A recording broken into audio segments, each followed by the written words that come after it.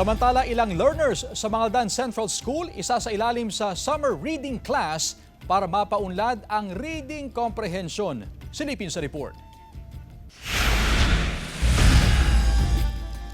Kabuang 23 learner na incoming grade 1 at grade 2 sa Mangaldan Central School ang isa sa ilalim sa summer reading class. Kabilang dito ang incoming grade 2 learner na si Irish, di niya tunay na pangalan.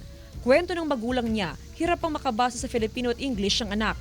Kaya nung kinausap daw siya ng dating guro ng anak, ay pumayag siya na sumailalim sa reading class ang anak. Kasi pag sa bahay, cellphone lang ng cellphone, mas mabuti pa sa ano, tsaka mas matututo pa mas lalo.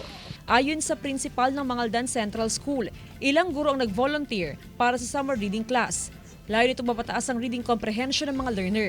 Kailangang tutukan sa pagbabasa po para at least sa pagdating ng pasukan, medyo ready na po sila. Nagsumiti na ng summer reading class request ang Mangaldan Central School sa DepEd Schools Division Office Pangasinan 2. Hinihintay na lang ang approval ng DepEd SDO Pangasinan 2. Paglilino ng pamunuan ng paralan na hindi mandatory ang summer reading class.